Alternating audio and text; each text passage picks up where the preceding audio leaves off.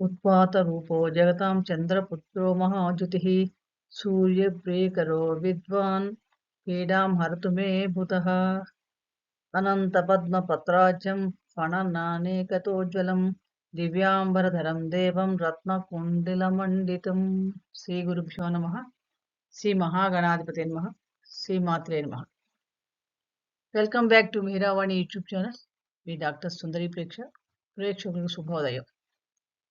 ఈరోజు అనగా 20 నవంబర్ 2024 బుధవారం యొక్క విశేషత ఏంటి, శుభాశుభ సమయాలు, ఏ పనులకు అనుకూలం, తారాబలం చంద్రబలం ఎలా ఉండబోతుంది 27 నక్షత్రాలకి, అదేవిధంగా గౌరీ పంచాంగం ప్రకారం శుభముహూర్తం అన్ని పనుల శుభకార్యాలకి ఏ శుభ సమయాలు మనం శుభకార్యాలు చేసుకోవచ్చు అనే అనేక విషయాలు మనం ఈరోజు తెలుసుకునే ప్రయత్నం చేద్దాం.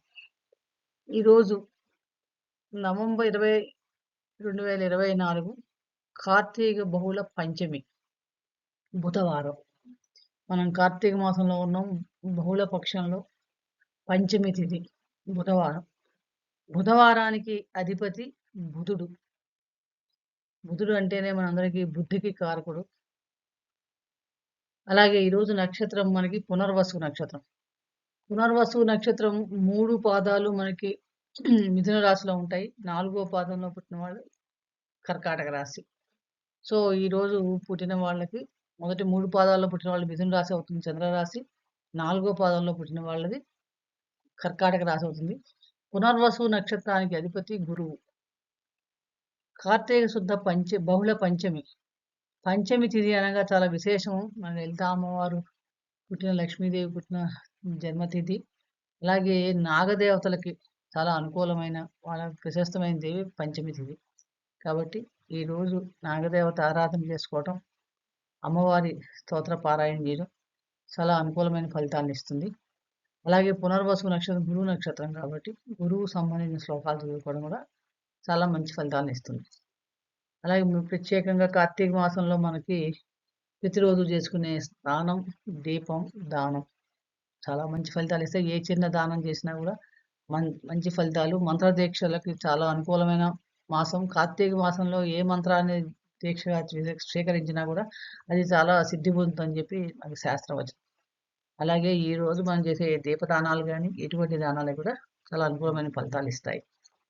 ఇక ఈ రోజు పంచాంగం చూస్తే కనుక క్రోధీనామ సంవత్సరం, దక్షిణాయనం, శరదృతువు, కార్తీక మాసం, కృష్ణపక్షం, నవంబర్ 20, 2024 తిథి పంచమి, సాయంత్రం 4:49 దాకా తదుపరి షష్ఠి. నక్షత్రం పునర్వసు నక్షత్రం మధ్యాహ్నం 22:50 దాకా తదుపరి పుష్యమి. శుభయోగం రైతుల కరణం. రాహుకాలం మధ్యాహ్నం 12:01 నుండి 1:25 దాకా. యమగండ కాలం ఉదయం 7:51 నుండి 9:14 దాకా. వర్జ్యం రాత్రి 11:05 నుండి 12:44 దాకా. గుళిక కాలం ఉదయం 10:35 నుండి 12:01 దాకా. దుర్ముహూర్తం ఉదయం 11:39 నుండి మధ్యాహ్నం 12:24 దాకా. బ్రాహ్మీ ముహూర్తం తెల్లవారుజాము 4:51 నుండి 5:39 దాకా. అమృత కాలం మధ్యాహ్నం 12:27 నుండి 2:02 దాకా. ఈరోజు అభిజిత్ ముహూర్తం లేదు. ఇక మనం తిథి వర్జ్యాలతో సంబంధం, నక్షత్రాల సంబంధం లేకుండా అన్ని శుభకార్యాలకి చేసుకునే శుభముహూర్తాలు తెలుసుకుందాం. వ్యాపార ప్రారంభాలకి, వ్యాపార సంబంధించిన విషయాలకి ఉదయం 6:25 నుండి 7:51 దాకా, మరియు సాయంత్రం 4:11 నుండి 5:35 దాకా చాలా అనుకూలంగా ఉంది. అలాగే ఔషధ సేవనకు కానీ, వైద్యులను సంప్రదించడానికి కానీ మొదలైన కార్యక్రమాలన్నీ కూడా మనకి ఉదయం 7:51 నుండి 9:14 దాకా. తరువాత రాత్రి 8:48 నుండి 10:25 దాకా. అన్ని శుభకార్యాలకి కూడా పనికొచ్చే సమయం ఉదయం 10:38 నుండి 12:01 దాకా, మరియు రాత్రి 7:11 నుండి 8:48 దాకా చాలా అనుకూలంగా ఉంది. ఇక ప్రయాణాలకి పనికి వచ్చే సమయం చూస్తే కనుక మధ్యాహ్నం 2:48 నుండి 4:11 దాకా, అలాగే రాత్రి 10:25 నుండి 12:01 దాకా కూడా చాలా అనుకూలంగా ఉంది. ఈ సమయాలు మనం ఈ గడియల్లో కనుక మనం చేస్తే కనుక ఎటువంటి దోషాలు ఉండాలి. కాబట్టి ఆ తగ్గట్టుగా మనం ఆ ప్రయత్నాన్ని మనం చేసుకోవచ్చు.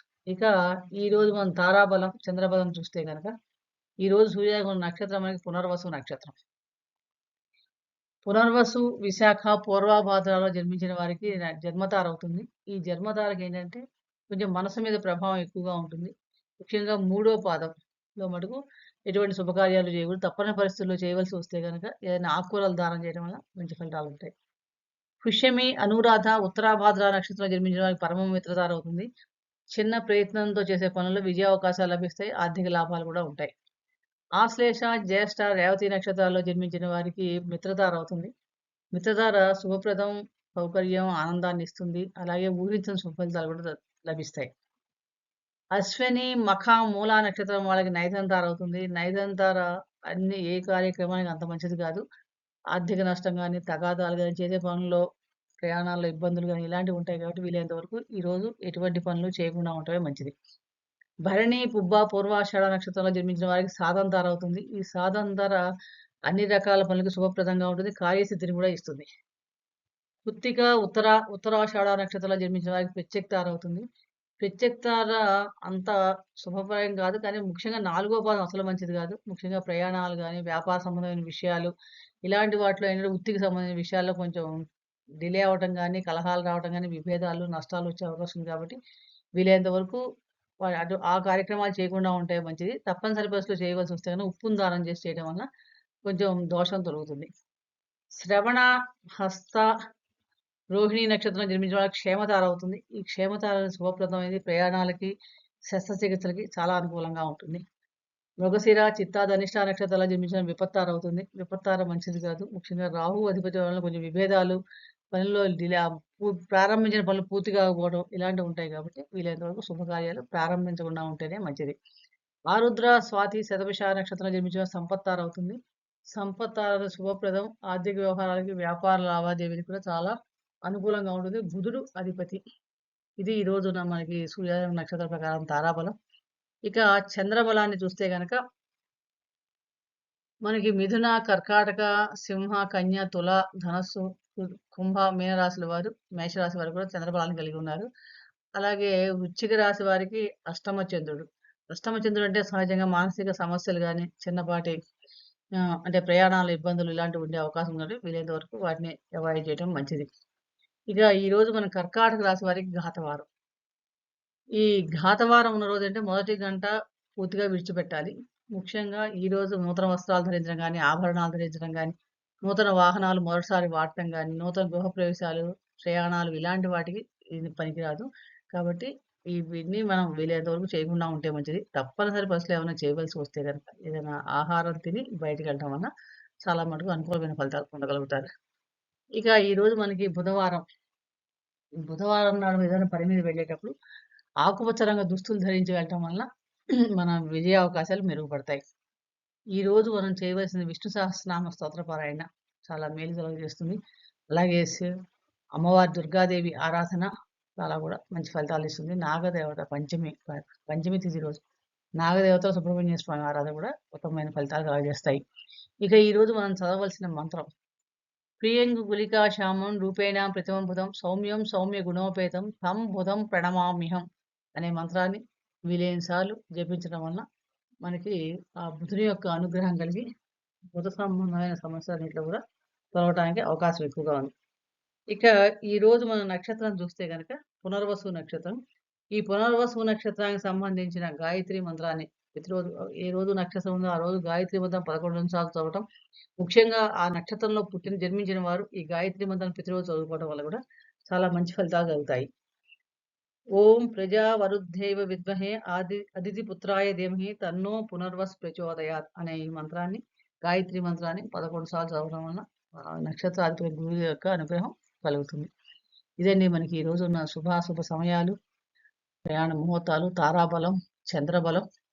కాబట్టి వాటిని చక్కగా పాటించి అందరూ కూడా కార్తీక మాసంలో జరిగే చిన్నపాటి దానాలు కానీ వ్రత నియమాలను పాటించడం వలన అనుకూలమైన ఫలితాలు పొందగలుగుతాం. ఇలాంటి ఆసక్తికరమైన అనేక విషయాలు మనకి జ్యోతిష సంబంధించిన విషయాలు మీకు ఎప్పటికప్పుడు తెలియాలంటే కనుక ఛానల్ సబ్స్క్రైబ్ చేసుకోండి. ఈ వీడియో నచ్చితే లైక్ చేయండి, షేర్ చేయండి. సబ్స్క్రైబ్ చేసుకోకపోతే సబ్స్క్రైబ్ చేసుకోండి. సర్వే జనా సుఖినో భవంతు. శుభం భూయాత్.